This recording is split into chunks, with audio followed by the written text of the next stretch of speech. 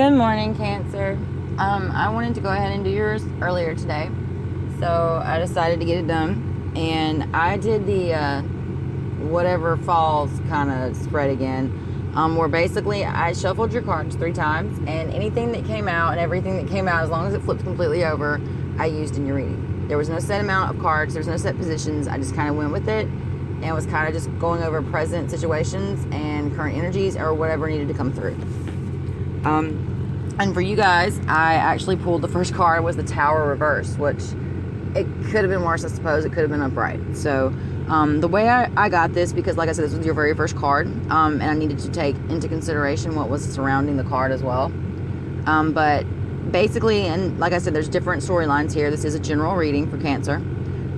This can be interpreted several different ways, because your surrounding cards, not as you see them, but one of them being the High Priestess and the other being the Lovers. I would dare say this is about a relationship, and the Tower can mean that you are resisting a needed change, even though it's inevitable, and it's going to happen on its own, and the Tower is going to be forced upon you either way. I'd rather it be reversed on my own than have it come when it wants to come. But it could also indicate for some of you that the inevitable change that you were scared of actually is being delayed right now because of some outside force. If it's not delayed, it could also be, for you lucky ducks, that you somehow managed to avoid the whole damn thing altogether. And so the Tower's reversed because it's still in the energy, but you somehow, took a different path than the fork and you made it around it somehow.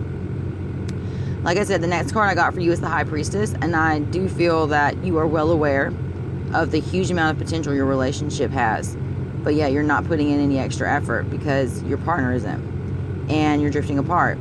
But all good things, do come to an end, and I feel like deep down you're in your element. You know what's going on. You're trying to stay out of your heart and use your logic and use your feelings without your heart. You don't want to be over emotional, but you want to be able to understand you feel everything. So that's your way of learning things, and even to this day I still am that way sometimes. So I feel like absorbing that energy and taking it in, and then knowing and sitting with it and knowing what it feels like for the next time will give you a better idea of the similarities and the differences in the energies, and help you out a little bit too. But like I said, you are drifting apart from this person, and the next card I got was the Lovers. 6 may be significant to you, maybe 2, hell, maybe 26, 62, I don't know. But you have that going on. So the Lovers, you have a decision you got to make regarding a relationship of some type. Something is usually sacrificed. I hate to say it like that, sacrificed, and for a relationship to be, successful. I mean, think about it. The Bachelor gives up his lifestyle, and we just let kids cut their hair and do everything else. I mean, it's kind of crazy. I didn't mean to get off on that, but a relationship, this is definitely regarding that. And when you sacrifice something for the relationship, for the other to be formed, for example, like a bachelor would give up his lifestyle, like I said, for a marriage, or a potential partner may be chosen while another one isn't. Facing that crossroads and falling in love and commitment and pre-games and all that good stuff, it's gonna be a little bit quieter, I suppose, but that is what it is. You're coming to a crossroad, falling in love, commitments, and partnerships. All right, and the King of Wands is your next card. You got pure fire energy here, say Leo, Aries, Sag, and it could also could also represent an older man, a more mature man that could be rude, boorish, a prude, maybe forceful, maybe a dick. Dictator is one of the things that came up, and maybe this person controls you and he bullies you around, and maybe this person acts like the dictator of the home, and this energy is sitting really well with the person if he's a douchebag. The next card I pulled for you, or that came out, was 3 of Pentacles. So